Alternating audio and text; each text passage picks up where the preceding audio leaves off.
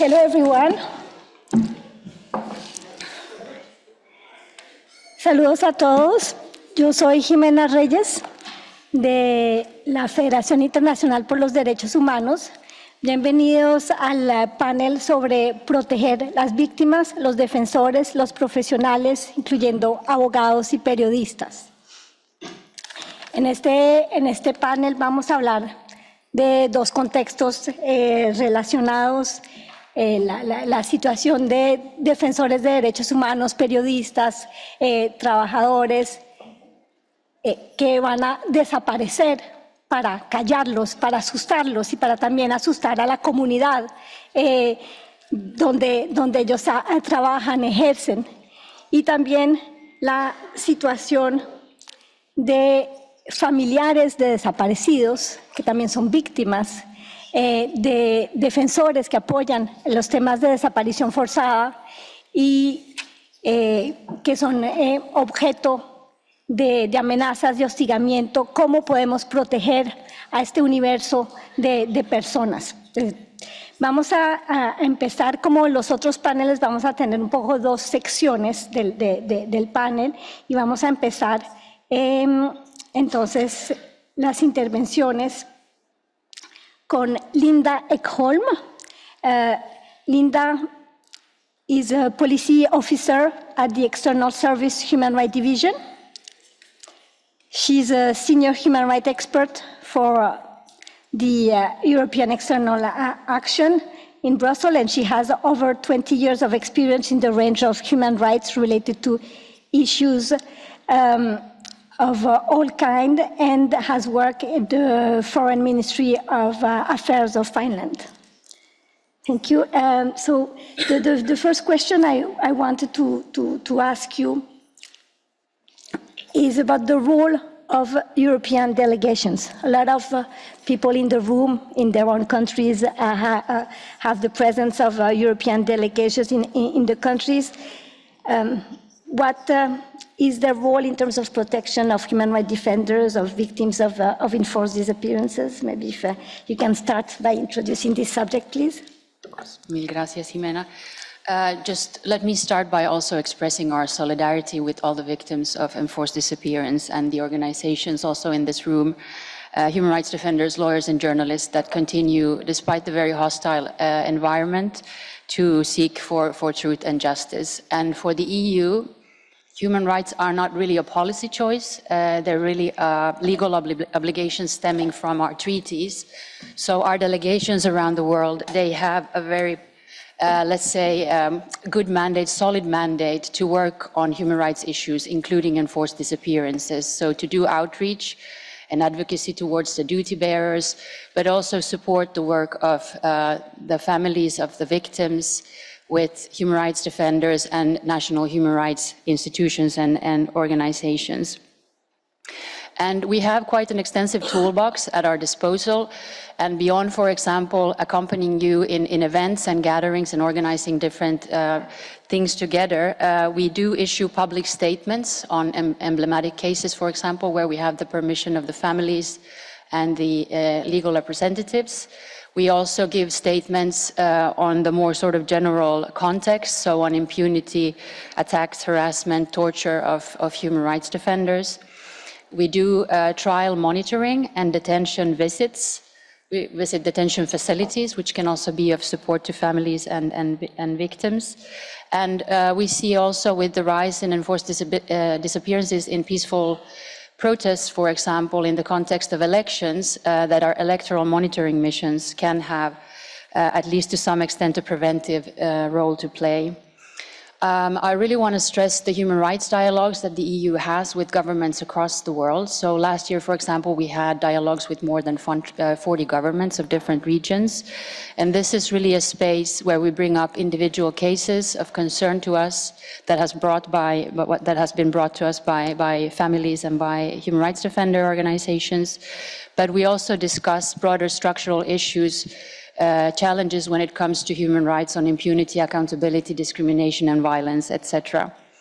And beyond that, of course, with the permission of the families and the legal representatives, we can engage in direct dialogue with authorities in the countries and raise our concern over these cases. And here I should, of course, also refer to the EU Special Representative of Human Rights, who is a high-level envoy who does this for his main work as he travels the world.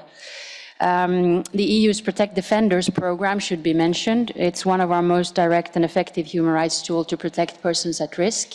And during the 10 years that it has now been operating, it's supported more than 82,000 persons at risk.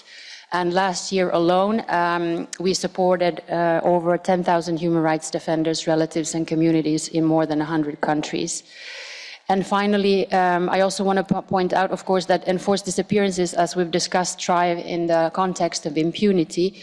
So the EU does also offer technical assistance and support to governments so that they can ensure access to justice, legal assistance for victims. And we also engage with those who are interested and willing on police and broader security sector reform to ensure that law enforcement is compliant with human rights. Thank you. And maybe to go further on that, how do you articulate concretely those guidelines with families, victims, human rights defenders on the ground? And also if you could make some recommendation on how this could be improved? Yes, indeed. So we do have regular exchanges with human rights defenders in the delegations, also in Brussels, and of course our member states do as well. And we've heard and we understand that victims and families, human rights defenders, they face new challenges, and our toolbox is also not set in stone. So to give you an example, we're now working strongly on the emerging threat of online attacks, for example. This is something that's been on the rise in the last few years. And we, for example, issued guidance for online platforms with clear recommendations on how these platforms should improve protection for those working on human rights. And we aim to have a dialogue with them in the coming months and years, of course, to ensure that they establish concrete measures for protection of human rights defenders that are targeted online.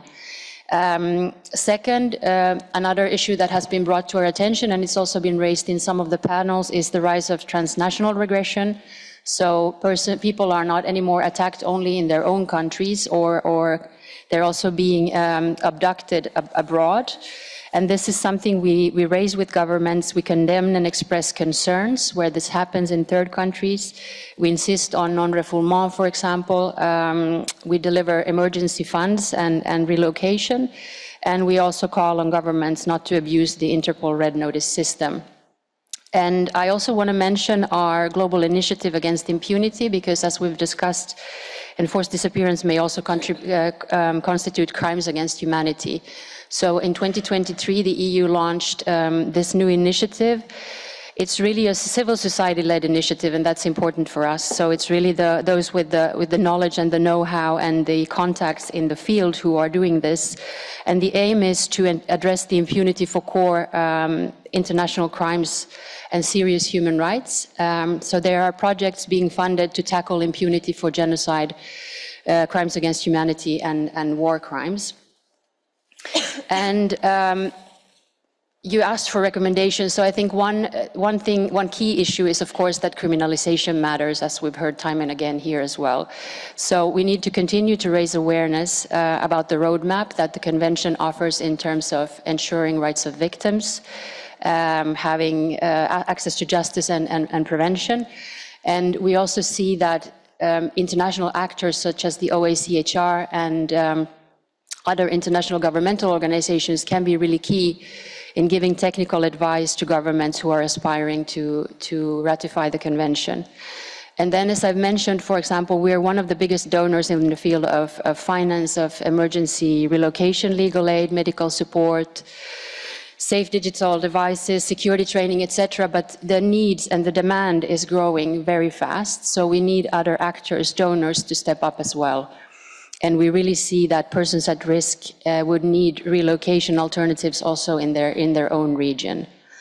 And as with the emergency grants, we also see that there's an increasing demand for long-term or even permanent visas for persons at risk. And our member states have established relocation programs for human rights defenders and other persons at risk. And we're aware of the growing needs. We have also recently updated our visa code handbook to really give guidance to our member states on how to identify and facilitate the delivery of visas to human rights defenders. But again, we believe that other actors around the world should also establish relocation channels. And coming back to the issue of international accompaniment, I really think that this makes a big difference.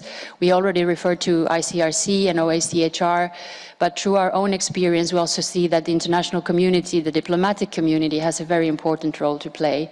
So it's really key that these actors and us continue to raise our concern and speak out in support of victims, their families, and those that seek justice and truth. And finally, for us, engagement with those with, let's say, lived experience and experts in this field is important to improve our strategies and tools. And I take away a lot of recommendations from this Congress, but we really feel that dedicated spaces like this Congress are important and should be invested in order to find, let's say, sustainable solutions and decisive actions for prevention and accountability. But these can, of course, also be replicated at smaller and even at, let's say, more confidential spaces at regional and national levels. Thank you. Thank you very much, Linda, and also thank you to the European Union that is indeed a very important ally of human rights defenders and of the issue of fighting against enforced disappearances. Now we are going to start moving around the world with some testimonies and interventions. And so I'm going to speak with Daoudou Diallo. Daoudou Diallo, je vais changer de langue, est secrétaire général du collectif contre l'impunité et la stigmatisation des communautés au Burkina Faso. Et c'est un professionnel de la santé, un défenseur des droits de l'homme engagé dans la reconnaissance des droits des victimes de violations de droits de l'homme. Et Daouda, tu as été victime d'une disparition forcée qui visait à te faire taire, à te nuire. Est-ce que tu peux nous raconter un peu les circonstances dans lesquelles s'est produite cette disparition et aussi quels sont les principaux besoins et défis pour les membres de ton entourage au moment de cette disparition pour qu'ils puissent agir? Ok, merci aux différents organisateurs de ce congrès, vraiment qui vient au très bon moment parce que le contexte aujourd'hui dans le monde est très compliqué avec beaucoup de violence. Et moi, je viens des pays de l'Afrique, c'est-à-dire du Sahel, et plus précisément le Burkina Faso, et donc qui est un pays qui est fortement affecté aujourd'hui par des questions de violence politique, des insurrections armées, des groupes extrémistes violents. Et c'est un pays aussi où pratiquement 20-25% des écoles ont fermé et pratiquement 40% ou plus du territoire est contrôlé par les groupes armés extrémistes violents.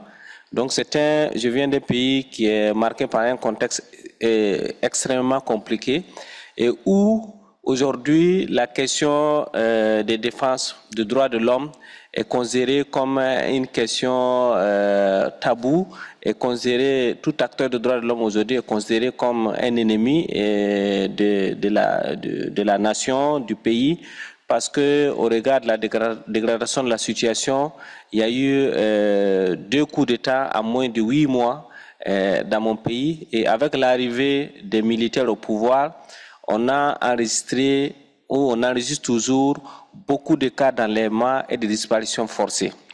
Donc au jour d'aujourd'hui, ce que je peux vous dire, c'est qu'on a documenté, il y a plus d'une centaine de cas de disparition forcées. Et vraiment, pour parler clairement des leaders d'opinion ou des acteurs qui influencent sur le plan national. En dehors de ça, quand on parle des populations civiles, c'est plusieurs centaines de personnes qui sont portées disparues et les familles ne savent pas où ils sont exactement. Et c'est dans ce contexte extrêmement compliqué que moi, en tant que défenseur des droits humains, et qui continue de donner de la voix pour accompagner les victimes des violences, pour assister les familles, consoler les proches des victimes de disparition forcée, que moi-même, j'ai été visé par un enlèvement.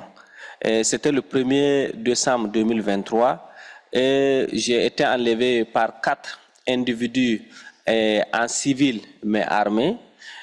Parce qu'il faut dire que chez moi, au Burkina, il y a les forces républicaines qui sont armées, qui sont reconnues, mais aussi il y a des civils armés.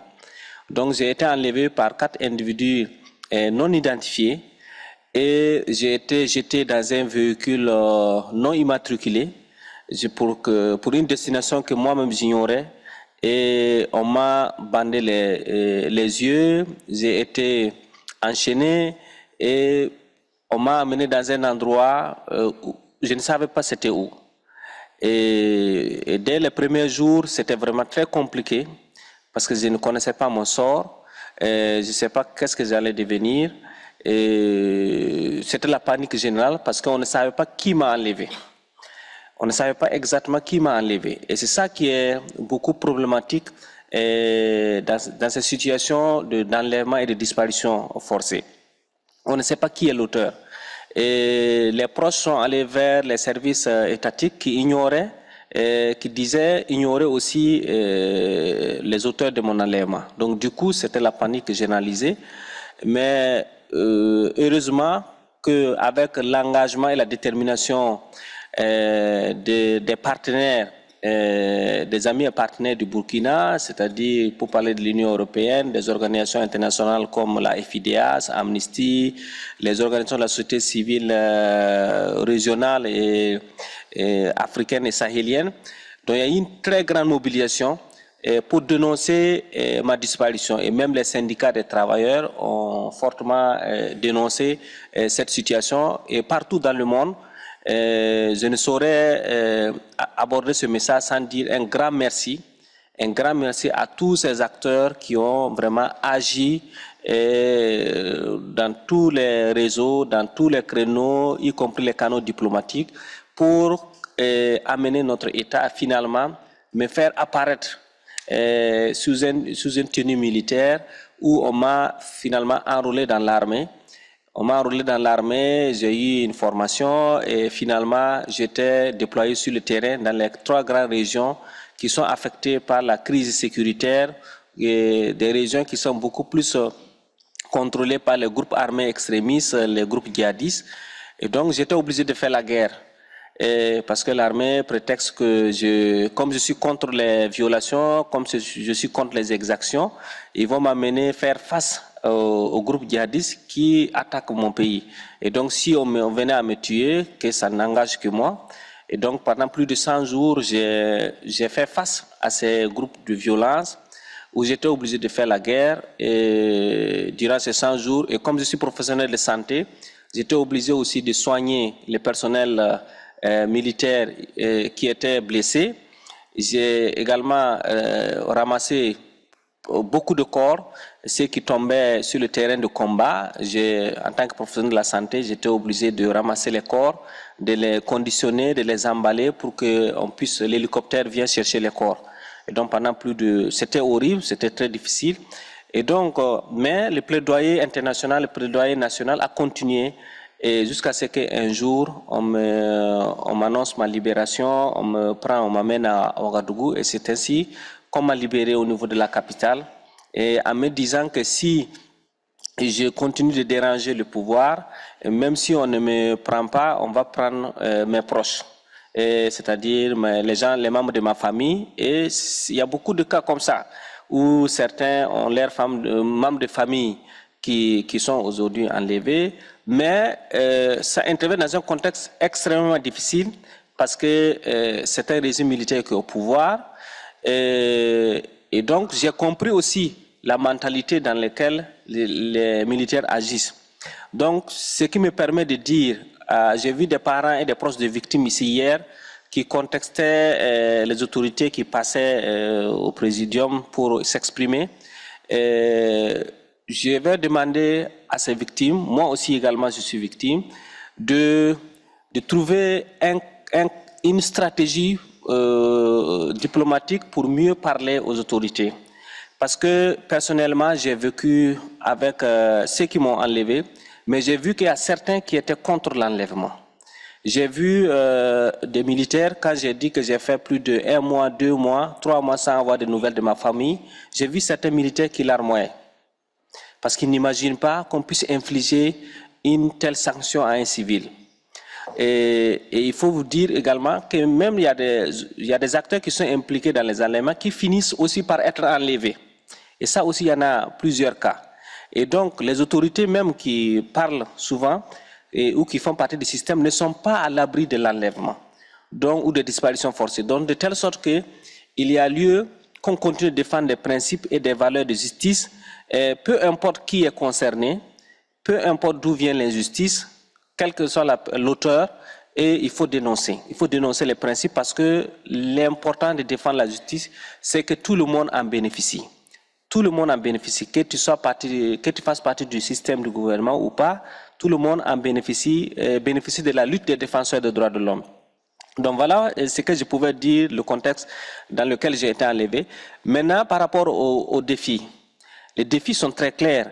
Il y a le contexte sécurité qui est toujours vraiment défaillant et très compliqué pour les défenseurs des droits de l'homme dans mon pays. Et l'autre défi, c'est qu'il y a une insuffisance d'accompagnement ou de soutien de nos organisations. Parce que qu'est-ce qui se pose sur le terrain? Il y a les organisations diplomatiques qui sont dans nos pays ont aussi un peu peur de soutenir certaines organisations engagées parce qu'ils veulent entretenir de bonnes relations avec les autorités étatiques, ce qui est normal. Mais ce qui me permet de faire un plaidoyer pour dire de trouver, et en termes de recommandations, de trouver un mécanisme pour soutenir vraiment les organisations qui sont vraiment engagées et qui se battent pour des principes et pour des valeurs, pour l'humanisme, pour que la dignité et la justice humaine vraiment soient vraiment des mises, soient une garantie partout. Et donc, il faut qu'on ne fasse pas semblant de soutenir des organisations souvent qui ne sont pas vraiment engagées. Parce qu'aujourd'hui, il faut être courageux dans un contexte aussi difficile pour pouvoir se lever de la voix et soutenir des victimes.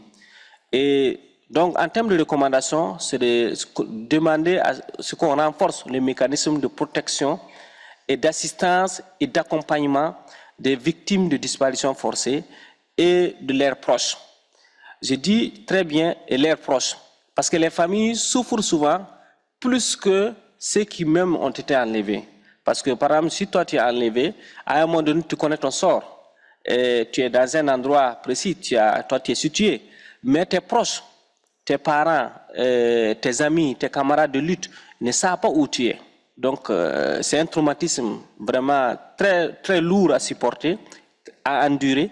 Et donc, de telle sorte que j'allais demander aux grandes organisations comme la FIDH, Amnesty, l'Union européenne, qui déjà ont fait beaucoup pour ma famille quand j'ai été enlevé personnellement, mais je leur demande de toujours de voir une mesure exceptionnelle pour étendre leur enveloppe qu'ils consacrent au soutien des défenseurs des droits de l'homme.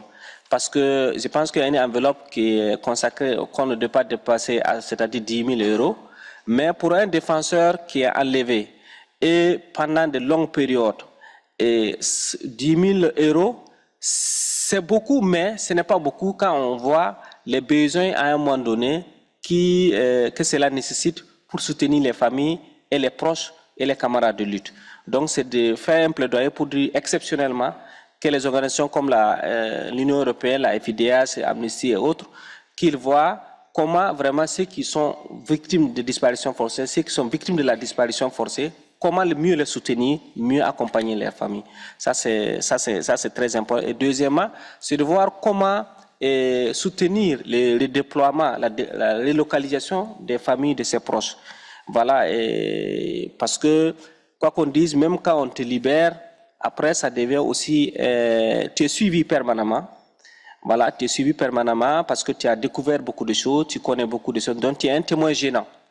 Donc, il faut prendre cela en compte et donc renforcer le réseau voilà, international de lutte contre les disparitions forcées. Donc, il y a lieu même qu'en Afrique, qu'il y ait un réseau vraiment spécial ou une fédération des forces et des actions, des initiatives pour lutter contre les disparitions forcées, qui est un phénomène qui prend de l'ampleur aujourd'hui dans nos pays et dans nos contextes. Je vous remercie. Applaudir et se féliciter que Merci. tu sois là à côté de nous et continuant la lutte. On va maintenant voir une vidéo d'Anita Garetse. Anita Garetse is a Burundi human rights defender. She mainly works in the area of human rights documentation, good governance, and advocacy. She currently lives in exile following repression in her country, and I suggest we listen to her.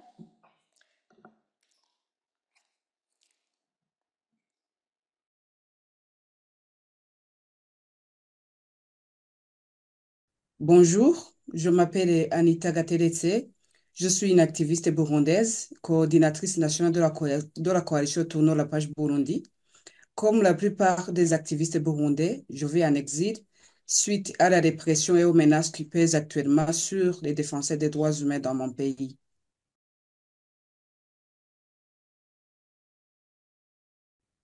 Je suis concernée par la problématique des disparitions forcées, car c'est un crime récurrent au Burundi. Ce crime a touché des proches et des voisins dans mon quartier, ce qui m'a beaucoup affecté. L'accès à la justice est mon combat de tous les jours.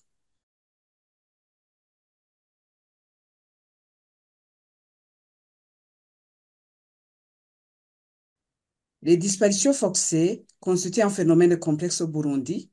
La crise politique de 2015, non encore résolue, continue d'alimenter de graves violations des droits humains, dont les disparitions forcées, à l'absence d'une réelle volonté des autorités pour changer la situation. Ces pratiques installent un climat de peur dans un environnement de verrouillage de l'espace civique. La société civile sur le terrain a peur ou n'est pas indépendante, tandis qu'il y a des victimes qui ont peur de dénoncer ouvertement les auteurs par crainte de représailles. Il faut souligner que les auteurs se trouvent essentiellement parmi les corps de sécurité, dont les agents de renseignement national, les administratifs et la jeunesse militarisée du parti au pouvoir. Les défenseurs des droits de l'homme au Burundi, particulièrement confrontés aux problèmes de disparition forcée, rencontrent des défis spécifiques liés à leur protection. Ils sont exposés aux menaces et aux représailles directes. À l'absence des lois spécifiques de protection des défenseurs des droits humains, il se remarque une instrumentalisation du système judiciaire qui les expose à des sanctions injustes suite à leur activisme.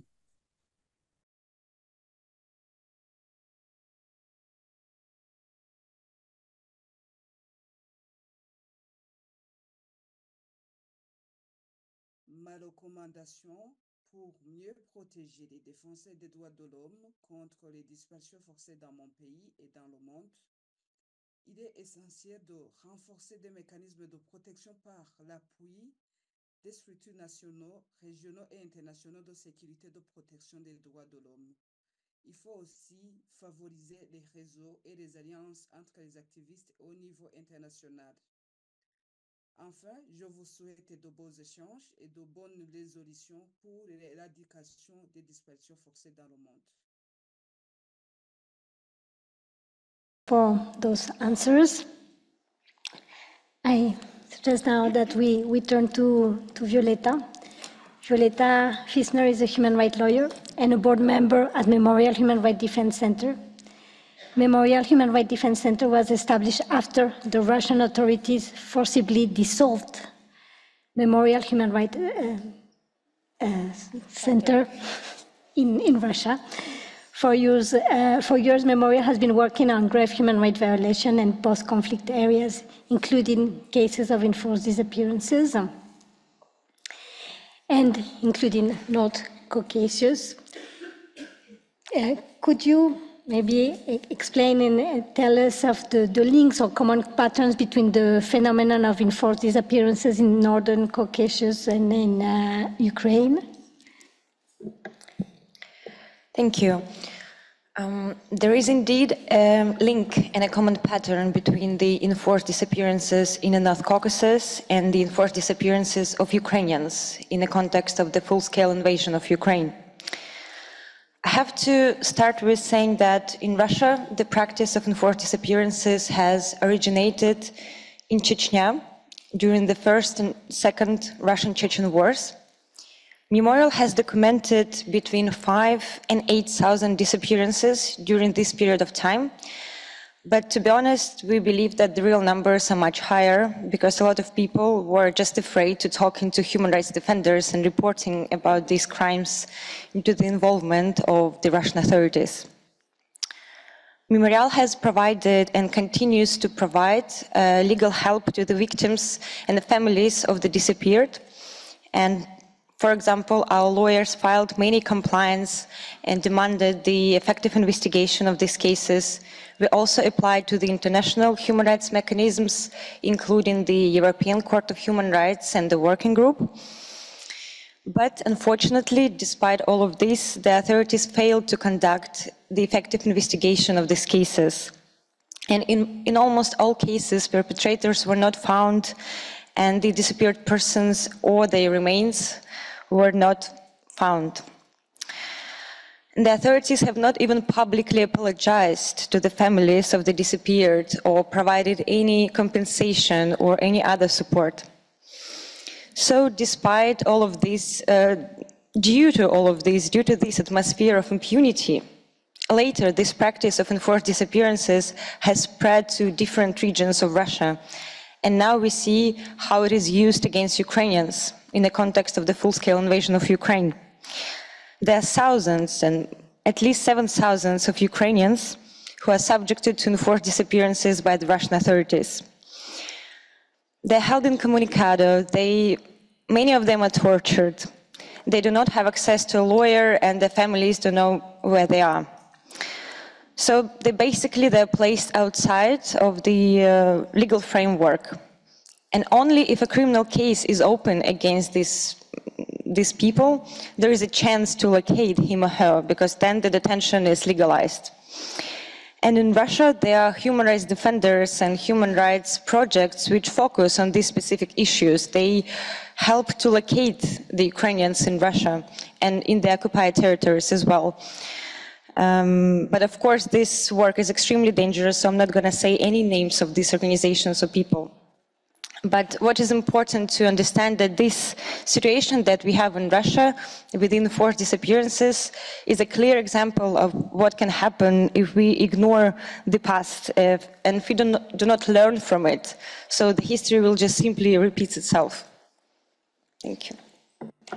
Yeah, thank you. And in relation to the situation of human rights defenders in Russia and in North Caucasus, based on your analysis and experience, what recommendation would you have for the international community, for the international organizations here to improve their protection? Sure. Firstly, I wanted to emphasize that over the past decade, the Russian authorities have intensified the crackdown on civil society, and they use various tools to suppress the NGOs and human rights defenders and lawyers. First of all, there is a law on foreign agent, which was introduced in 2012, but this is not the worst, actually, status and the worst situation that you can get into if you're a human rights defender in Russia, because the Russian authorities also label NGOs and human rights defenders as undesirable or terrorists or extremists.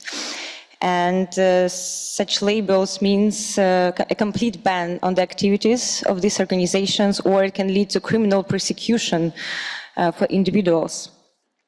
And indirect to this persecution, directly for the human rights work, Russian authorities persecute human rights defenders and lawyers for their anti-war expression in relation to the full-scale invasion of Ukraine.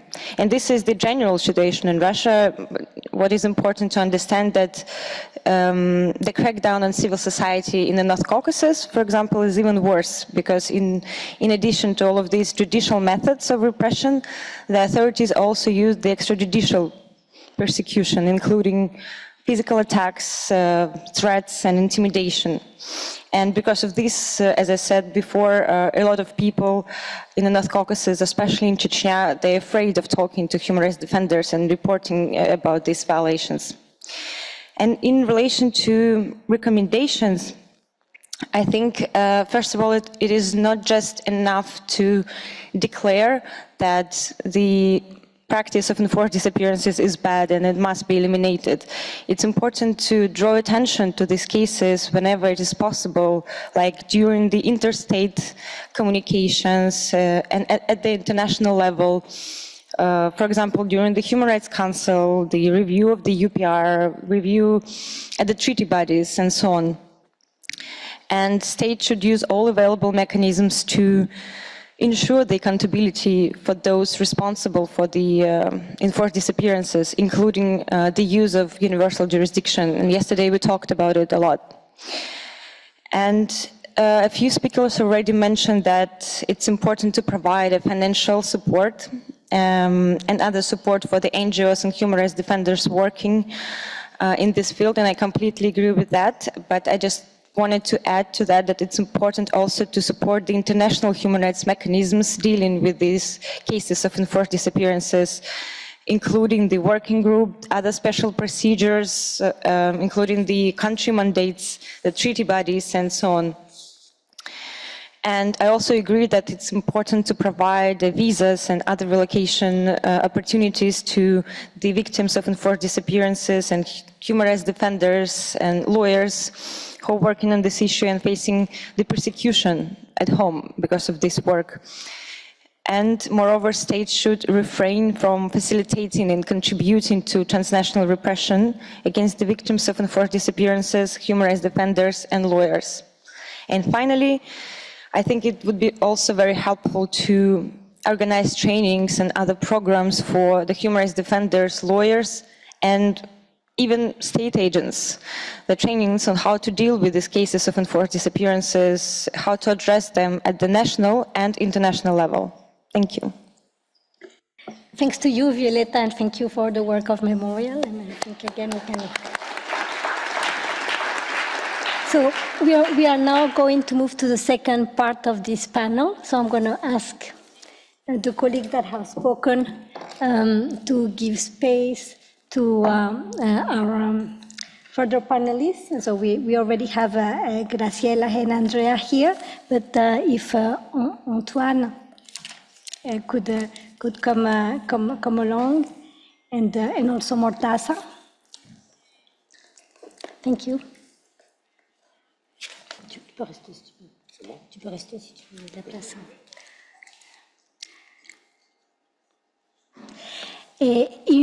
Y mientras se instalan los colegas, una muy buena noticia. Había un defensor de derechos humanos venezolano que estaba desaparecido. Ayer se supo que estaba encarcelado y hoy lo han liberado. Lo habían secuestrado el 7 de enero. Carlos Correa.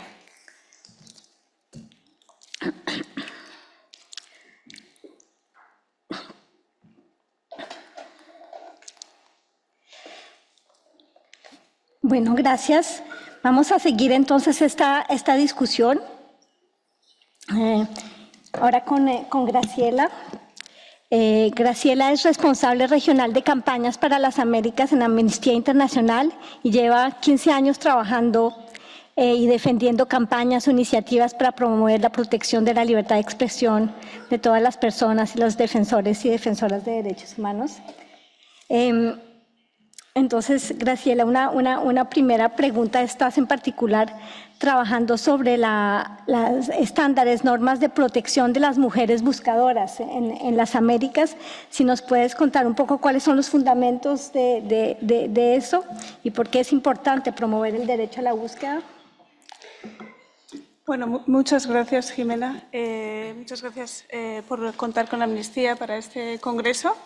Y bueno, muy interesante poder escuchar las experiencias de otras personas en esta mesa. Un poco para poner algo de contexto, el año pasado, en agosto, lanzamos una campaña sobre mujeres buscadoras a nivel de las Américas llamada Buscar sin Miedo, que pretende o que tiene como objetivo que las mujeres buscadoras de la región puedan desarrollar su labor sin temor a represalias y con dignidad. Dentro de esta campaña, el año pasado lanzamos uno de una serie de informes sobre ese contexto que se enfocó precisamente en normas y estándares internacionales de derechos humanos. Bueno, se llama Buscar sin Miedo también, lo pueden encontrar en nuestra página web amnesty.org. Y básicamente, precisamente como es importante, digamos, conocer las normas y estándares internacionales de derechos humanos porque nos permite entender cuáles son las obligaciones de los Estados y, por lo tanto, reclamarlas. Entonces, nos parecía importante hacer un primer informe que contuviera estas normas y estándares de manera que se pudiera exigir a los Estados la implementación de estas normas y estándares y quizás sería una guía que facilitaría también precisamente a los Estados dicha implementación, ¿no?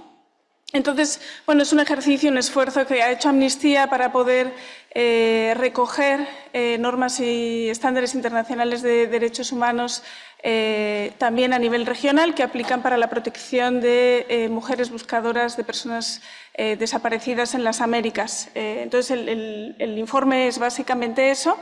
Y digamos, el fundamento es, entre otros, pues facilitar el tener una guía que permita saber cuál sería el marco internacional y regional que permitiría a los Estados luego implementar sus políticas o legislaciones relativas a la protección de mujeres buscadoras, ¿no? Entonces, en este sentido, sobre la protección de las mujeres buscadoras, nos parecía importante también señalar y enfatizar algo que parece obvio, pero que en la práctica es mucho más complejo, que al final, en muchos casos y en particular en las Américas, pues son las personas, familiares, comunidades quienes buscan a sus seres queridos y particularmente a las mujeres. Entonces, nos parecía importante ahí señalar este aspecto y que, por lo tanto, las mujeres tienen derecho a participar en las búsquedas, ¿no? Eso es como uno de los primeros aspectos que señalamos. No solo las búsquedas que desarrollan o que lideran los Estados, sino que además consideramos que hay un derecho a buscar por propia iniciativa, porque, como comentaba antes, pues al final son las personas, familias, comunidades, organizaciones quienes en muchas ocasiones lideran esta búsqueda y, por lo tanto, ese derecho a buscar de manera autónoma a las instituciones también debe ser garantizado por el Estado, ya sea a través de la protección, los recursos que sean necesarios para poder llevarla a cabo. Entonces, bueno, este informe, digamos, tiene dos líneas principales, o se explican dos cuestiones principales, unas las normas aplicables a la búsqueda en general y, por otro lado, la violencia que sufren las mujeres buscadoras. Y en ese sentido, digamos, hay tres obligaciones principales, que es garantizar que lleven a cabo la búsqueda con debida diligencia a los Estados y con un enfoque diferencial y de género. Este punto es muy importante. Esto no quiere decir que no se considere que, por supuesto, los familiares, comunidades y personas que buscan a sus seres queridos, pues hay hombres, no, simplemente que queríamos como reconocer específicamente en este informe la importancia del rol de las mujeres y que, por lo tanto, tiene que haber, digamos, políticas y leyes que aseguren que ese rol que cumplen las mujeres está reconocido y hay, digamos, un marco que permita garantizar sus derechos.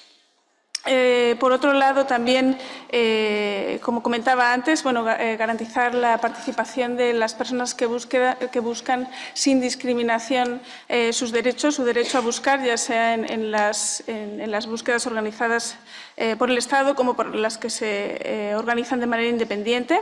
Y, por otro lado, también importante señalar el aspecto que tiene que ver con el desarrollo de un entorno propicio para quienes buscan. Aquí un aspecto muy importante que enfocamos en el informe es el hecho de reconocer a las mujeres buscadoras como personas defensoras de derechos humanos, ya que su exigencia de derechos no solo, obviamente, principalmente va sobre la desaparición forzada de su ser querido, pero también por el ejercicio de sus derechos para reclamar justicia, contra la impunidad, etcétera, ¿no? Entonces nos parecía importante, sobre todo tomando en cuenta que hay un gran movimiento de organizaciones y colectivos que luchan, digamos, contra la desaparición forzada y que hay una colaboración también entre las personas para ayudar a encontrar a sus seres queridos, ¿no? Entonces, en particular sobre el derecho a la búsqueda, además de, la razón por la cual es importante tener un marco de estándares vinculados a la búsqueda de personas desaparecidas, en este caso particular son las mujeres buscadoras. En el informe tratamos de argumentar un poco sobre el tema del derecho a la búsqueda per se.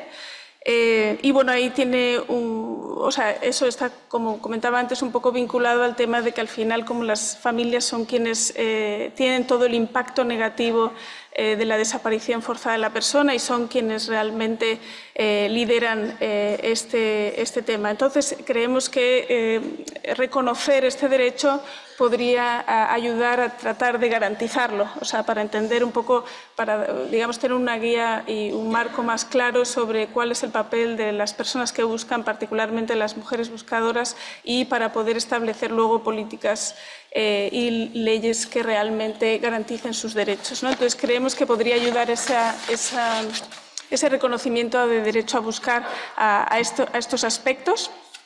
Y luego también está muy vinculado al hecho de la realidad, ¿no? Porque al final los derechos están muy vinculados a cuáles son la realidad que viven las personas cuyos derechos son violados o a la garantía de los derechos, ¿no?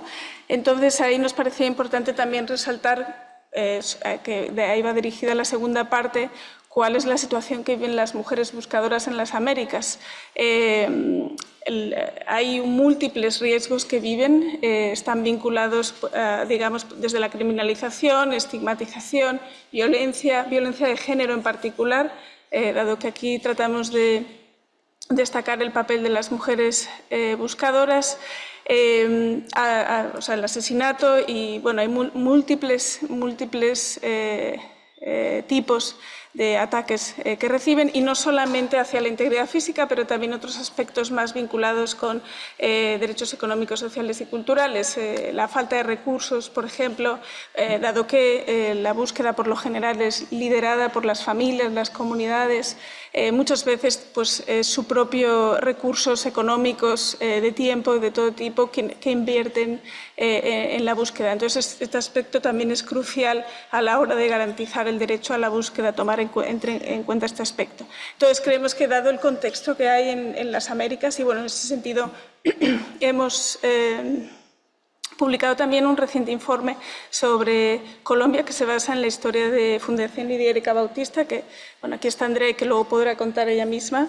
Ahí ya hemos especificado un poco más cuáles son los contextos específicos de los países sobre las diferentes violencias que viven. Pero nos parecía que, dado ese contexto, el derecho a buscar podría reflejar precisamente ese contexto y ayudar a contrarrestar la situación.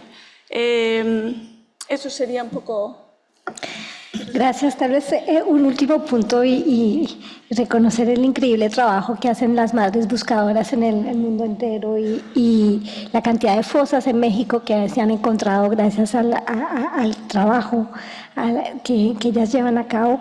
Pero si tienes una o dos recomendaciones sobre desaparición forzada y cómo proteger a las víctimas, en particular a los defensores de derechos humanos, que quieras hacernos rápidamente.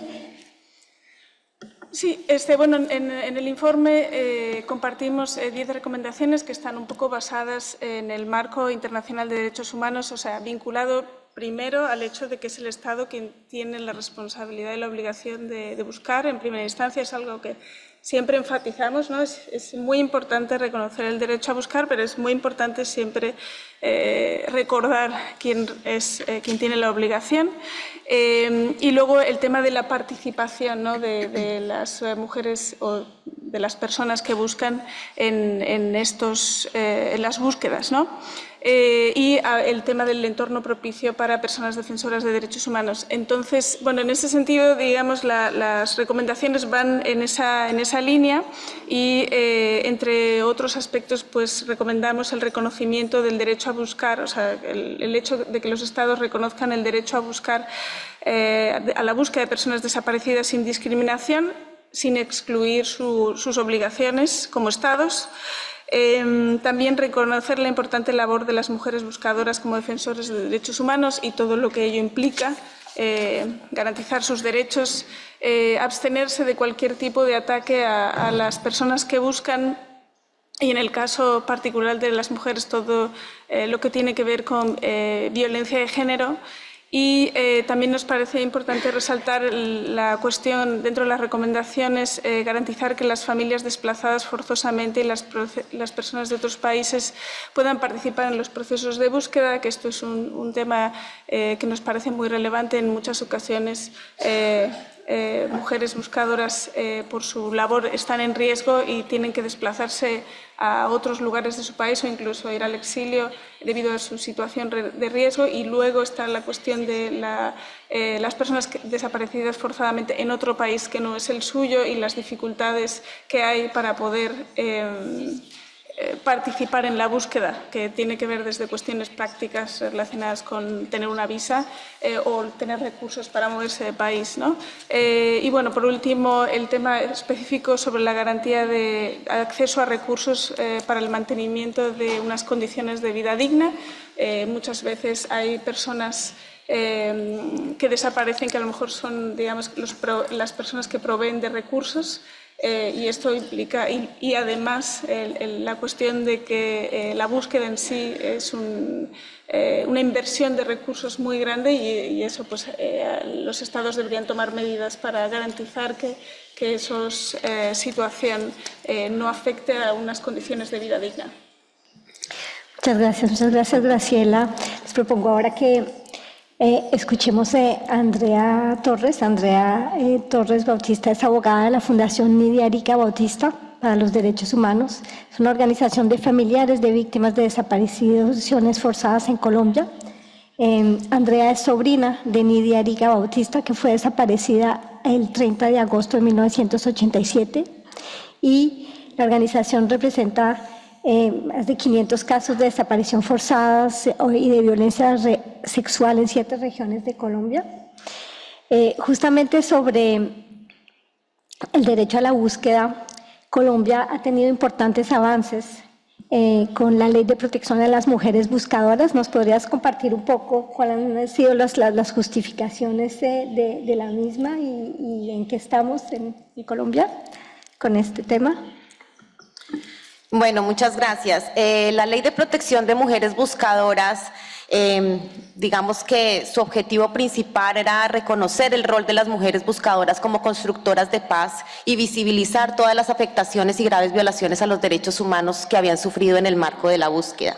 Digamos que la motivación principal de la ley fue mostrar todas esas cuestiones, todas esas graves violaciones que habían sufrido. En primer lugar, la impunidad estructural sobre las múltiples violencias contra las mujeres buscadoras por más de 40 años, violencias que van desde las amenazas, la persecución, los hostigamientos, que pasan por la violencia sexual, las privaciones de la libertad, las extorsiones, los desplazamientos forzados, muchos de estos delitos no tipificados ni sancionados penalmente, e igualmente las vulneraciones a los derechos económicos, sociales y culturales y la salud mental.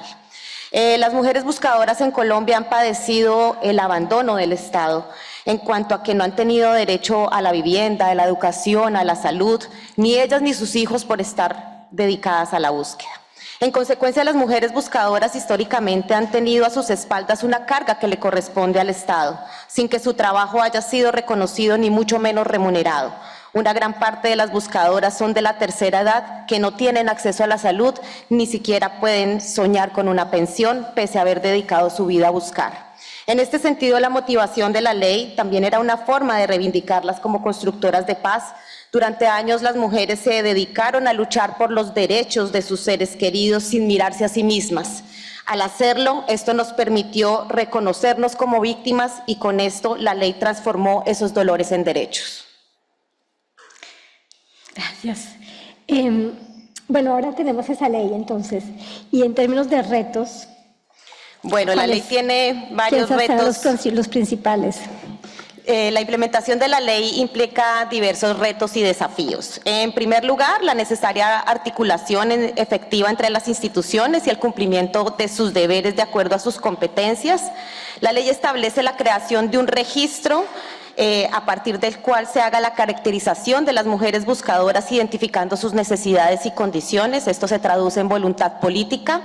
El segundo desafío que encontramos a grandes rasgos es el tema presupuestal, que las instituciones siempre presentan como un obstáculo para cumplir sus funciones. Y el tercer desafío, y quizás el más preocupante, es el lograr que la ley sea efectiva en términos de respeto a los derechos de las mujeres en un ambiente de impunidad donde persisten las desapariciones forzadas en Colombia y con ella la victimización a las mujeres buscadoras. Sí, me pregunto si Colombia es el primer país de tener una ley sobre mujeres buscadoras. O sea, es una pregunta también, no sé si tú... Sí, es la primera ley de mujeres buscadoras en el mundo, por lo cual se constituye en un hito histórico que responde al logro de las mujeres buscadoras. Y en tu experiencia como abogada, como familiar de persona que desapareció, ¿puedes también aportarnos sobre recomendaciones que quisieras hacerle las instituciones, sobre cómo mejor proteger? Sí, considero que lo primero es diseñar estrategias efectivas que permitan superar la impunidad. Si no se investigan efectivamente las desapariciones forzadas, mucho menos las graves violaciones que sufren las mujeres en el marco de la búsqueda. Consideramos también que es importante disponer espacios de legitimación y de reconocimiento institucional y social del rol y la lucha de las mujeres buscadoras, visibilizando su labor como expertas en la búsqueda. En Colombia se ha demostrado que el saber cultural, ancestral y popular de las mujeres buscadoras es fundamental y necesario para encontrar a los desaparecidos. Del mismo modo, diseñar estrategias de protección con enfoque de género y diferencial que puedan responder a las necesidades de su rol como buscadoras. Normalmente las mujeres buscadoras realizan su labor en zonas rurales, de difícil acceso y lugares complejos, como el campo, los ríos e incluso los mares. Muchas gracias, Andrea, por tu testimonio y por esas pequeñas luces de buenas noticias a pesar del mar de malas, en particular, pues cerca de la desaparición forzada que permanece en Colombia.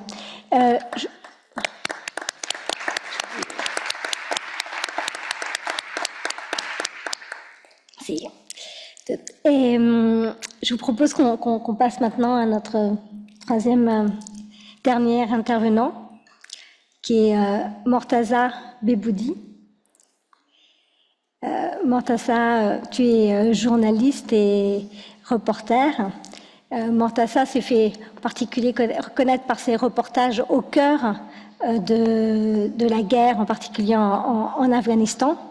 Et il a été fait prisonnier par les services d'intelligence des talibans en janvier 2023 et libéré en octobre 2023. Son travail a été reconnu notamment par les prix comme le prix de Bayeux pour les correspondants de guerre. Et il a été finaliste du prix Albert Londres en 2024. Donc une première question sur les problématiques vécues et particulières aux journalistes en lien avec les disparitions forcées. Est-ce que tu peux nous en parler ? Oui, bonjour à toutes et à tous. Merci beaucoup. Donc en fait, pour vous dire, depuis le retour des talibans en août 2021, chaque jour, chaque semaine, des filles des femmes activistes afghanes, des journalistes disparaissent en Afghanistan. Aujourd'hui, avec le retour des talibans, il n'y a aucune ONG, organisation internationale qui peuvent enquêter en fait sur place. Parce qu'en fait, elles sont interdites en fait d'intervenir dans les cas de disparition forcée. Je parle notamment de cas de plusieurs femmes manifestantes au début, qui ont été disparues, arrêtées par le réseau Haqqani, l'ombre d'Al-Qaïda, torturées, violées dans ces prisons, et donc en fait, il n'y avait aucune enquête après, donc parce que comme on n'a pas d'ONG indépendante en Afghanistan, donc il n'y a eu pas de suite. Donc, pour dire sur mon cas, dans les cas de disparition forcée en Afghanistan, on n'a malheureusement pas d'accès à la justice. Donc pendant plusieurs mois, mon cas, moi j'étais arrêté le 7 janvier 2023. Mes parents, ma famille, ils savaient pas où je suis, pourquoi j'étais arrêté, et donc par qui j'étais arrêté. Et pendant 3 mois, en fait, ils savaient pas où je suis. Le réseau Haqqani, le service de renseignement des talibans, ignorait que je suis avec eux sur mon arrestation. Et donc, en fait, qui alimente en fait l'angoisse pour la famille, pour les amis, pour tout le monde. Et donc, en fait, ils savaient pas, je suis vivant, je suis mort. Donc, en fait, c'était assez frustrant pour eux. Donc, d'un côté aussi, il y a, les États qui bloquent aussi en fait l'intervention médiatique. Moi, je parle le cas de la France, où la France, en fait, pour plusieurs familles d'otages, propose ne pas intervenir dans les médias, ne pas en fait rendre visible en fait le cas de la disparition forcée. Et donc en fait c'est très difficile dans ces cas. Moi, je vous donne un exemple de Olivier Grondeau. En fait, son cas a été en fait rendu visible, médiatisé 2 ans plus tard. Donc il y a quelques semaines. Donc on savait pas où on savait où il est, mais on savait pas quand il a été arrêté et aucune nouvelle de lui. Donc encore de plus en plus de journalistes en Afghanistan, parce qu'en fait, quand j'étais arrêté par ce service de renseignement des talibans, pourquoi en fait ils n'ont pas donné de nouvelles pendant 3 mois dans les cas de disparition forcée? Parce que pendant ces 3 mois, la personne est torturée. Il est interrogé tous les jours. Il utilise plusieurs sortes de torture, en termes de torture. Les chocs électriques, arracher les dents, menacer même la famille, vous avouer de force. Il faut avouer, en fait, il faut signer des papiers pour dire qu'en fait, vous étiez un espion. Alors qu'en fait, c'était pas le cas. Et donc, en fait, c'est extrêmement difficile aujourd'hui d'enquêter et intervenir en Afghanistan. Et après, en fait, c'est aussi en fait difficile parce qu'en fait, pendant 6 mois, la personne n'a pas accès à un avocat. Enfin, il est isolé, il ne voit même pas le ciel pendant ces 6 mois. Et donc, ce groupe qui ignorait chaque fois quand un journaliste, une organisation l'appelait, allait en fait devant ces prisons-là. Est-ce que la personne était là? Non, en fait, il n'est pas avec nous. Même le porte-parole des talibans. Et donc, en fait, rendre extrêmement difficile la situation de la personne. Et donc, en fait, même les organisations internationales qui aujourd'hui ils visitent les prisons comme CICR, donc, ils sont très très limités. Ils peuvent pas partager l'info en fait avec la famille, avec d'autres ONG. Et donc, en fait, pour vous dire qu'en fait, dans le cas d'enlèvement en fait par plusieurs groupes, pas forcément en fait le réseau Haqqani, d'autres groupes comme Boko Haram, comme Al-Qaïda, comme Daesh, en fait c'est extrêmement difficile de savoir si la personne était arrêtée par ces groupes, quoi. Merci pour ton témoignage. Et dans la perspective des recommandations qu'on voudrait faire autour de ce panel, quels enjeux pour tous ces acteurs dans le cadre de la protection des journalistes, quelles recommandations aussi tu ferais dans ce sens-là? Alors, d'une meilleure protection. Donc en fait aujourd'hui, les groupes, comme j'ai nommé terroristes, comme Boko Haram, comme le réseau Haqqani, les talibans, Daesh et d'autres, ils sont bien connectés. Ils sont sur les réseaux sociaux. ils sont connectés sur Twitter, sur X, sur Facebook, sur partout. Ils surveillent aussi les médias locaux. Et donc c'est hyper important pour moi, enfin c'est crucial l'intervention médiatique. C'était mon cas, m'a sauvé ma vie. Pendant 3 mois, voilà, aucune nouvelle de moi. Plusieurs médias en France, ailleurs, se sont mobilisés, notamment à RSF, Reporters sans frontières, pour rendre visible mon cas et me sauver ma vie. Ce qui m'a sauvé ma vie, en fait. Parce que j'étais torturé pendant 3 mois tous les jours pour me faire avouer et donc, finalement, dire, l'agent taliban m'a dit, le renseignement taliban, il m'a dit, on peut pas vous tuer aujourd'hui. Parce que vous êtes partout à la télé. C'est vous, le connard à la télé?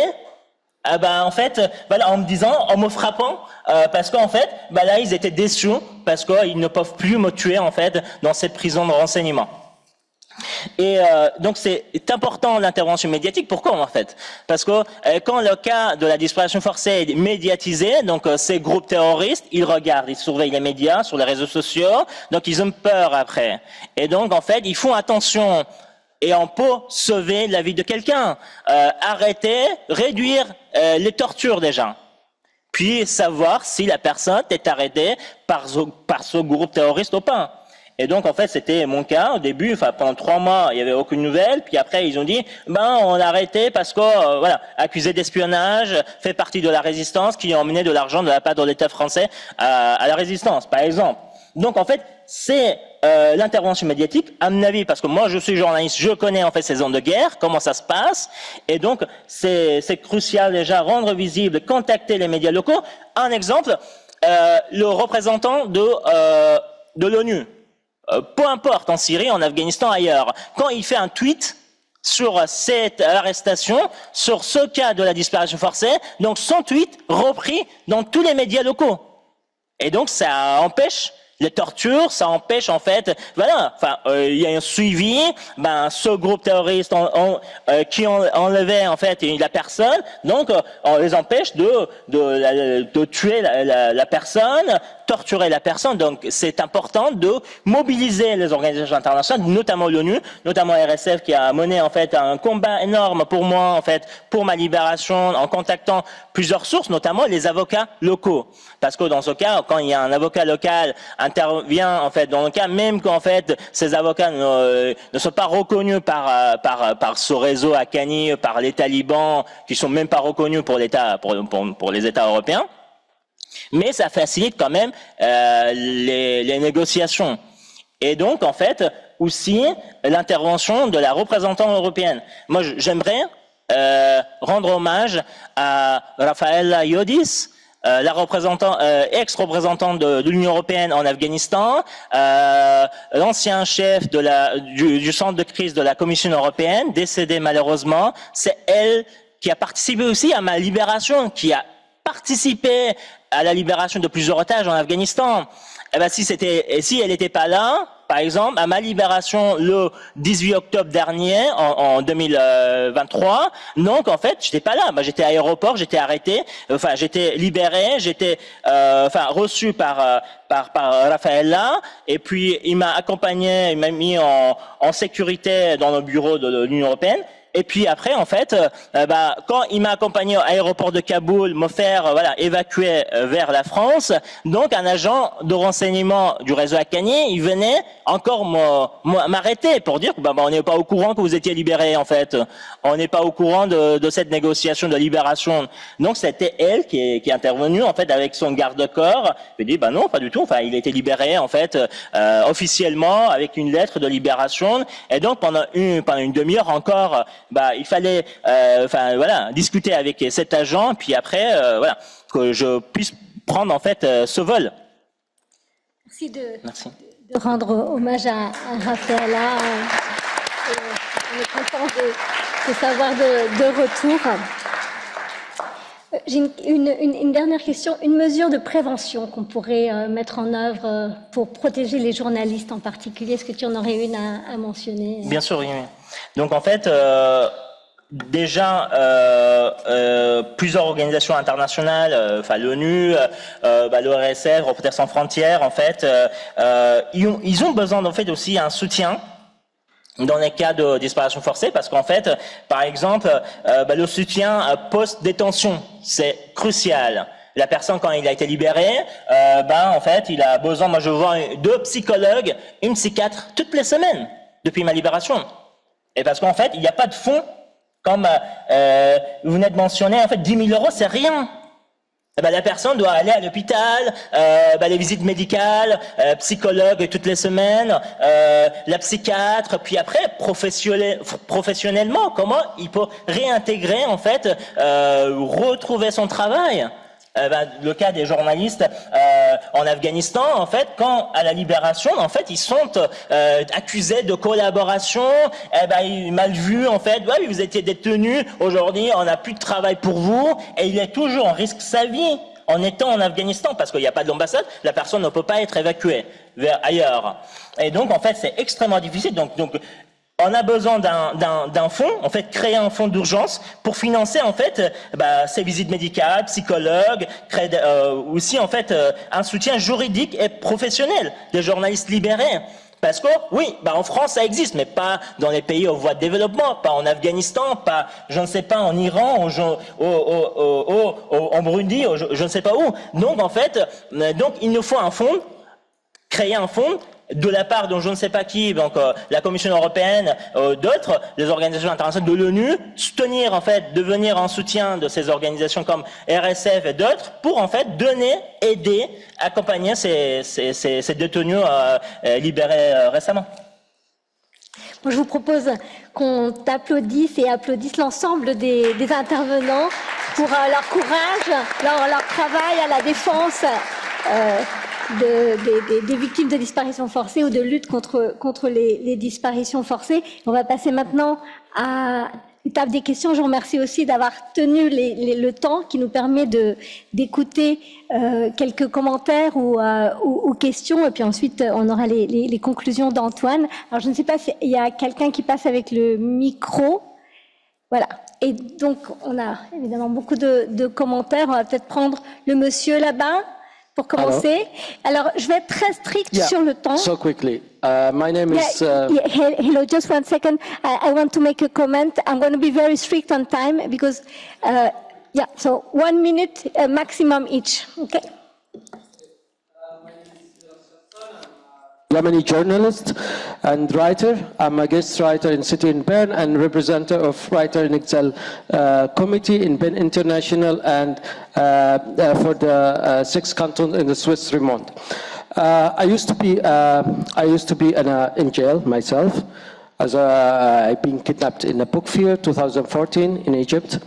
As a journalist, been in jail, and from my experience and the way how I get out from the jail and what's happening after the jail, it was more difficult to deal with the situation.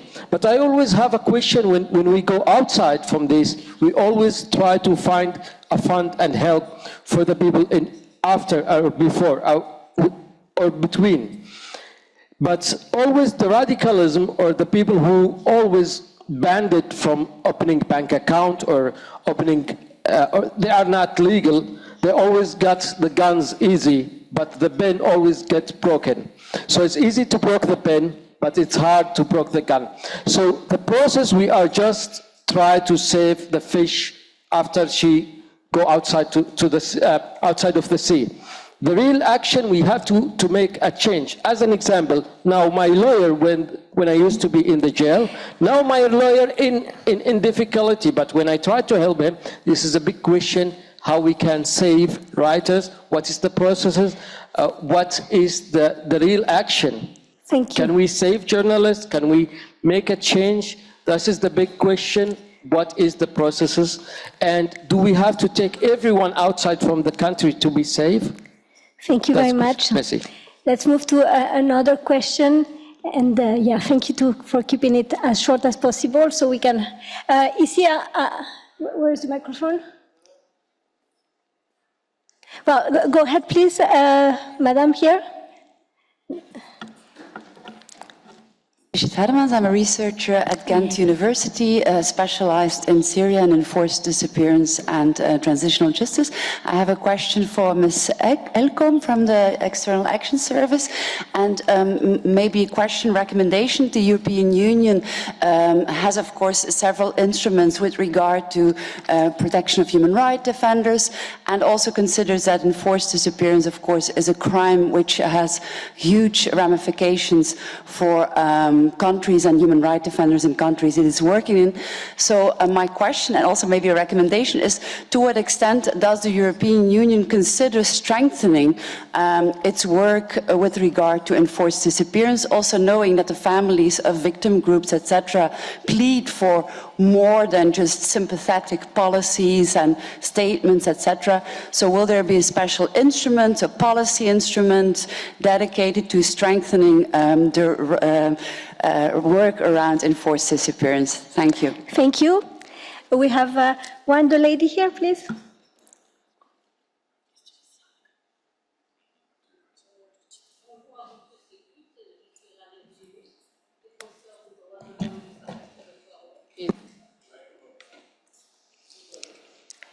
Bonjour à vous tous et toutes. Je suis Ralia Jimmy, survivante de la disparition forcée et famille des disparus. Ma mère est disparue depuis 1984 et moi j'étais disparue depuis entre 87 et 91. Et depuis ma libération en 91 jusqu'à l'instant, je suis défenseuse des droits de l'homme au territoire occupé de Sahara occidental par le Maroc. Malheureusement, tout le calendrier dont vous avez parlé depuis hier jusqu'à ce jour-là, des droits des victimes en personne et de leurs ayants droit, ils sont bafoués pour nous au territoire occupé. Donc ma question, le territoire sans statut est bien clair, un territoire de décolonisation. Nous, on existe sur le terrain. Je suis là pour demander que ce soit au pays qui soutient le Maroc politiquement, que ce soit au comité contre la disparition forcée, pour qu'il parle et ouvre un dialogue avec le Maroc. Nous n'avons même pas une association des victimes, malgré que le Maroc, dans le processus de l'UER, nous a connus comme victimes de la disparition forcée, mais il ne donne pas de la place. J'ai été touchée depuis hier avec toutes ces acquis qui ont eu les victimes et leurs ayants droit pour chercher. Depuis 2010, j'ai lu dans un rapport diffusé par Internet quand ma mère est morte à Lyon, à côté de moi. Mais depuis le trauma, j'emmène avec moi le trauma doublé. Après ce rapport de 2010, n'est pas à partir du 76 ou bien du 84 de sa disparition, mais dès qu'ils ont reconnu dans un rapport sans qu'ils nous donnent importance pour nous parler en direct, on a donné toutes les informations pour que l'UER aille juste là où se sont nos parents. Ils ne me disent pas où sont pour les enterrer d'une façon honnête, d'une façon digne. Donc il faut bien distinguer qu'il y a un territoire non autonome, ce qu'a fait le Maroc au territoire marocain, c'est autre chose. Merci beaucoup pour votre intervention. Il faut que m'accepter parce que je me sens trop frustrée depuis hier jusqu'à maintenant. On vous écoute et notre organisation se solidarise, mon organisation, avec votre peuple. On va prendre une dernière question, commentaire, là-bas. Firstly, my commiserations to the lady here, and I completely agree with her. I think we need to have a clear distinction between the victims of an occupation like myself. I come from Indian occupied Kashmir with over 8,000 recorded enforced disappearances, countless human rights activists who've been imprisoned, like Khurram Parvez, who used to be here, highlighting the atrocities that have been committed by the Indian state machinery in Kashmir. Unfortunately, he's been imprisoned by the Indian government. Similar with Asif Khan, or the atrocities that the Indian government is committing across the borders, like our colleague Harbinder Singh, where the audacity of India was to violate the sovereignty of Canada and kill a human rights activist on the soil of Canada.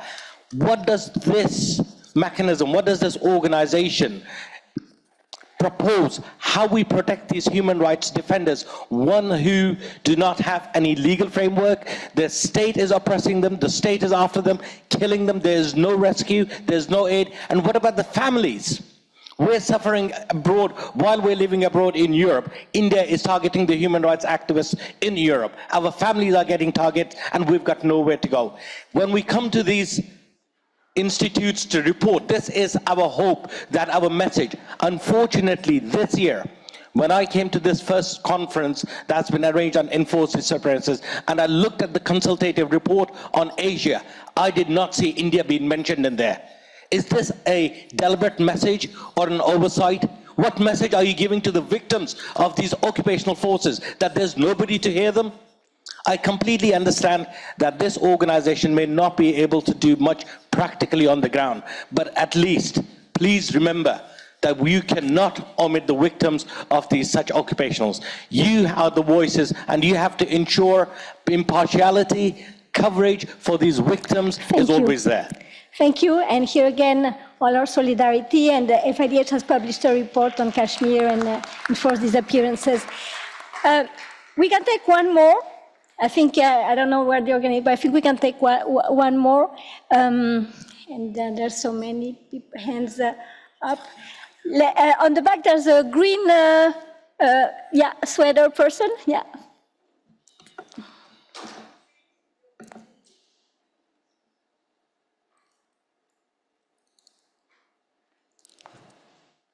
Buenos días, soy Livia Franco, soy hija, busco a mis padres desaparecidos en la frontera con Colombia y Venezuela. En este momento nosotras somos buscadoras expulsadas de Colombia. Me encuentro aquí con varias compañeras y tenemos una particularidad, que por buscar en nuestro país tuvimos que salir para poder salvar nuestras vidas. Entonces, quería preguntarle a Andrea si la ley, que realmente pues para nosotras ha sido de gran alegría y que incluso así como se ratifica, queremos que todos los países ratifiquen el convenio, quizá también esta ley pueda servir también para que en cada país se proteja esa labor de búsqueda. Mi pregunta para Andrea es, nosotras, ¿cómo garantizamos con esta ley también que se nos proteja de manera integral esta labor que hacemos? Gracias. En el exilio. Muchas gracias. Y también por levantar el tema importante y grave del exilio de las víctimas de familiares de desaparición forzada. There were more comments than questions, but there were 3 questions. What I now suggest is that each of you have 30 seconds to answer or to make a comment, and then we'll give the floor to Antoine, who's going to make a summary of what we have said. So maybe if we start, and you had a question, so maybe even 2, so if you want to take time to answering that, please, Linda. Thank you, no, of course, and thank you for the question. We're always looking for ways to strengthen our mechanisms and our protection measures, and that's also why we're here today, to listen to you, and I think there's been a wealth of recommendation coming through the different panels. And as I've said previously, our doors, be it in Brussels and delegations, are open, and we're really believe in the importance of engaging with victims, family members, and organizations that work with them, also with journalists. And so we're hoping that you can also pinpoint to us where you see, let's say, room for improvement, what steps we can take. As you referred to, of course, we already have specifically the document that outlines the priorities for our human rights work in our external action is the Action Plan on Human Rights and Democracy. It already addresses enforced disappearances. There is a reference to promoting measures for prevention. We have specific guidance that is relevant in relation to human rights defenders, journalists, IHL, LGBTI activists, etc. But we're definitely interested in looking in other ways to strengthen our engagement. So thank you for the question, and thank you also in the future for your concrete recommendations. Mortaza. Oui, alors en fait, en cas des journalistes, la disparition forcée des journalistes, donc on a besoin aussi en fait une plateforme parce qu'en fait, comme en fait l'organisation de Reporters sans frontières ou de l'ONU en fait, ils peuvent en fait intervenir directement en envoyant une lettre, puis après en fait, si ça marche pas en fait. Il faut intervenir en fait, avec une plateforme qui permet de signaler en fait et documenter immédiatement en fait le cas de disparition. Donc c'est important déjà d'identifier qui a été disparu, dans quelle région, pour quelles raisons, s'ils savent ou pas. Donc c'est important pour renforcer en fait à la fois les processus de recherche, parce qu'en fait les familles savent parfois comment faire les recherches, où aller demander, mais en fait ça prend beaucoup de temps. Donc ces organisations qui sont en contact avec les autorités locales, ils peuvent en fait avancer dans les recherches. Ok, merci. Moi, ma petite contribution par rapport aux instruments politiques que l'Union européenne peut peut-être déployer, c'est que c'est de toujours renforcer les plaidoyers et vraiment pour qu'il y ait une compétence universelle de poursuite des auteurs de ces disparitions forcées. Parce qu'il n'y a pas un seul auteur qui ne voyage pas. Et donc, s'il y a une compétence universelle de poursuite de ces auteurs, je pense que quand même ça donne à réfléchir. Et deuxièmement, il y a des citoyens africains qui vivent dans vos pays, en Europe ou aux États-Unis, qui également sont des cas extrêmement graves qu'il faut suivre de près. Parce que c'est des citoyens qui bénéficient de la protection de vos lois et qui galvanisent la répression et le totalitarisme dans certains pays, et plus précisément dans nos pays en Afrique et au Sahel. Je pense que peut-être qu'ailleurs il y en a aussi, mais ces citoyens, je pense qu'il faut aussi que des dispositions soient prises pour que les éléments documentés contre ces citoyens soient utilisés pour peut-être réprimer ces citoyens et peut-être même pourquoi ne pas les rapatrier dans ces pays qu'ils défendent d'entrer dans des régimes de totalitarisme. Donc voilà un peu un plaidoyer que vraiment j'encourage, et je sais qu'il y a beaucoup d'organisations africaines, des organisations du Sahel qui vraiment suivent de près ces cas. Merci. Graciela, 30 segundos. Sí. Sí, muchas gracias. Bueno, nada más como enfatizar que nosotros, digamos que en este informe se destaca mucho la cuestión de género, la cuestión del papel de la mujer, pero por supuesto hay otros aspectos que son relevantes a la hora de definir cuál es el marco internacional de derechos humanos y regional, en el caso de Américas, que aplica, y por lo tanto hay otros aspectos relacionados más con la situación socioeconómica, la cuestión racial, el origen y también el hecho de que pueda haber personas menores de edad o personas mayores que están involucradas en la búsqueda. Entonces hay otros marcos que son importantes considerar a la hora de garantizar que los derechos de las mujeres los derechos de las mujeres que buscan están completamente garantizados. Y por otro lado el aspecto del concepto de desaparición forzada. En el caso de la protección de las mujeres buscadoras, el hecho de que se pueda poner en cuestión si o no es forzada, es importante principalmente garantizar cualquier derecho y que no la carga no esté sobre las mujeres buscadoras. Entonces, en todos los casos, la protección tiene que ser la más garantista posible. Gracias. Andrea, tenías también una pregunta sobre las mujeres o las buscadoras en exilio, si quieres contestarla. Sí, decirle a la compañera colombiana que la ley de mujeres buscadoras contempla a las mujeres en el exilio y contempla además que ese exilio se da por causa y como consecuencia de su labor de buscadoras. En ese sentido, el registro que debe crear el Estado colombiano debe incluir y caracterizar a esas mujeres que se encuentran exiliadas y del mismo modo debe tener un impacto en la ley de víctimas que nunca reconoció como hecho victimizante el exilio. Esto es un impacto directo que debe tener. Las mujeres, digamos, quisiera también aprovechar para decirle a la compañera del Sahara que las mujeres en Colombia compartimos esa frustración, porque a pesar de tener muchas leyes y muchos instrumentos, la impunidad es sofisticada porque no se cumple. Y ponerme aquí a disposición de hacer una alianza para visibilizar la situación que estás sufriendo, porque como mujeres debemos estar unidas. Gracias. Muchas gracias. Muchas gracias a todos por estos últimos comentarios. Le voy a pasar la palabra a Antoine Bernard. Pardon, Antoine Bernard, qui est directeur plaidoyer assistante à Reporters sans frontières et qui a été mon chef aussi pendant de nombreuses années, qui m'a recruté, je m'en suis très reconnaissant, il y a 20 ans. Antoine, on te laisse résumer un peu toutes ces discussions sur la protection des défenseurs, des victimes et des journalistes. Thanks a lot, Jimena, and it's an honor and pleasure to be sharing this moment with you after this very, very impressive and inspiring panel and conversation we had. I won't be long, but just I would like to flag three main topics that led to many ideas and recommendations from the interventions and the conversation.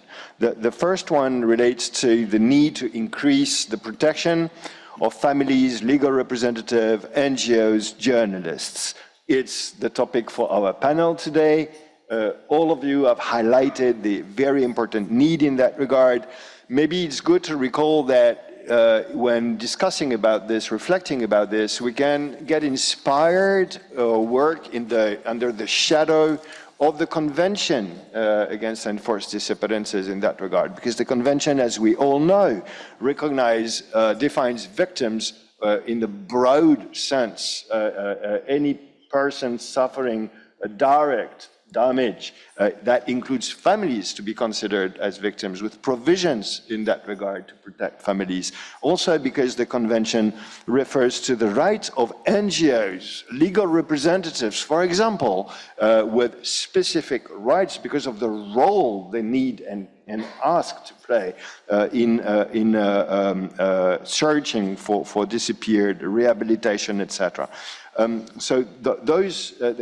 It's not often we have such a regime, and actually the one from the convention, this convention is quite unique to complement existing instruments like the UN Declaration on Human Rights Offenders, etc., etc. And it's good to have that in mind to try to build on it, and in particular to mobilize and plead for increased, as was said, financial support for all those actors, increased diplomatic mobilization to support them, strengthening the capacities of NGOs was referred to, a lot of very inspiring recommendations to acknowledge the role of women in search, build gender-based search strategies, guarantee the right for women searchers, recognize and increase the recognition of women's right to search. Again, here we can build on the convention, which has quite a developed regime about the right to search, including a non-derogable right to habeas corpus for searchers to try to access the disappeared. This may be theory, but it's not only theory, actually it's positive law, and maybe it's limited to the scope of the 77 state parties to the convention, but it can inspire and reach out beyond that very strict legal scope, and maybe we could instrumentalize that more. And in any case, about women searchers, get inspired by regional frameworks like the Americas or the national Colombian law, as was referred to. Also, when getting to the point of limits to domestic support because of the situation in the perpetration country, and having to refer to exile human rights offenders, legal representatives, etc., then comes the topic that was referred to of transnational repression. About transnational repression, Increasing emergency visas, easing relocation possibilities is what was referred to. I would add to that, build and develop long-term residence permits capacity. Why? Not only by solidarity, but also because human rights defenders, NGOs, searchers that have to exile, it's not by pleasure. Most of the time, journalists, we see that a lot, are in need and able to resume and pursue their activity from exile, and very often don't consider themselves as exiled, but as displaced, notwithstanding extra-national, because they want to continue reaching out to their sources, their audience back home, and continue impacting the situation. It's been a long-term discussion with the European Union, especially, and even a priority of the Spanish presidency 3 years ago, sadly, quite sadly, with really limited exception, we consider that the problem does remain when exile and exodus is developing so much from so many situations. This is becoming, we think, a very urgent problem that needs very specific solutions. Lastly, on that first point, efforts for reparation, rehabilitation was referred to, support victims and NGOs supporting them about medical support, legal support, etc., and the idea to create an emergency fund to accompany, in particular, to accompany victims' rehabilitation. I'll be shorter on the two following points. The second point the second topic I wanted to flag relating to the protection of the disappeared is the issue of information. Many of you have related to the absolutely key topic of information about solving forced disappearances. As we know, the convention again defines a right to information, and that also is very new, and a right to access information for the victims, but also broadly defined, and also for anyone with a direct interest in solving disappeared situation. Building on that means what? Strengthening networks and strengthening transnational mobilizations, local, regional, international, referred also to how much public information save lives, quote from Morteza, mobilizing media, local media, international media, both, has shown in a number of cases to be absolutely key. Public mobilization, solidarity networks, again, local, international, regional, very important. Increasing interaction with diplomatic community, and I cannot but add to Morteza's tribute a word in memory of Rafaela Giudice in helping basically saving Morteza's life, and I'm very happy and proud to be able to express these words. She has been extremely fantastic, and I can say, because having been involved in so many negotiations about how the EU and diplomatic networks, etc., can better be helpful to solving forced disappearances, in particular, guidelines, vademecums, etc., etc. This is extremely concrete.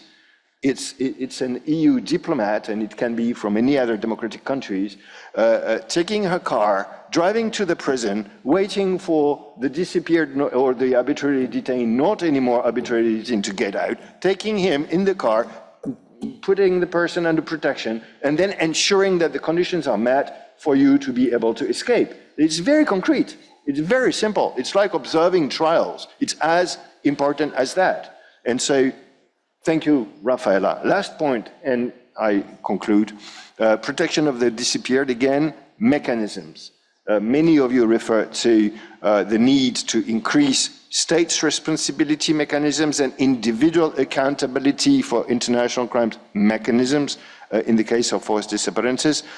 Pleads to strengthen and recommendation to have such mechanisms strengthened, be they national, regional, international.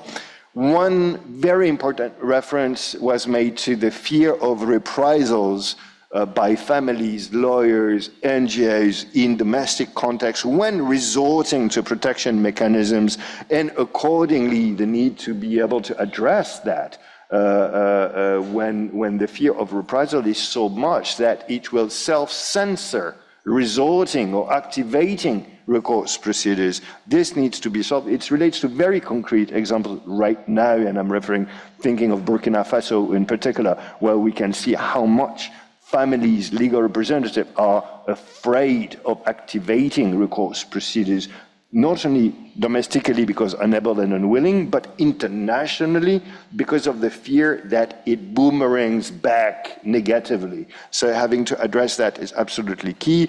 And lastly, increasing protection of families, lawyers, journalists in their capacity to trigger recourse procedures.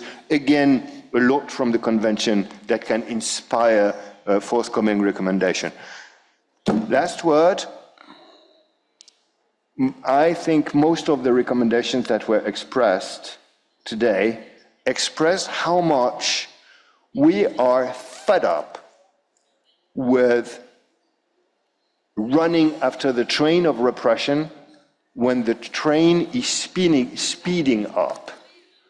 We certainly, my understanding of all the testimonies is that very certainly we are not giving up, quite to the contrary. But what I heard is many recommendations for systemic measure, systemic change. And after years since the entry into force of the convention, etc., my understanding is that a lot of experience was gained. There's a lot of best practices and reflections to share, and that has been the case again today. Accordingly, there's a lot ahead of us to build on. And that is a very good news. Thanks. Thank you. Thank you very much, Antoine, and for this for thought. And to conclude, just 3 words among many that I keep of this discussion and recommendations. Money. We need money to improve protection, solidarity, and I think it was one of the objectives of this event. And respect for all of you intervening in this panel, but also for all of you in front of me fighting for the end of enforced disappearances. Thank you, and let's have lunch.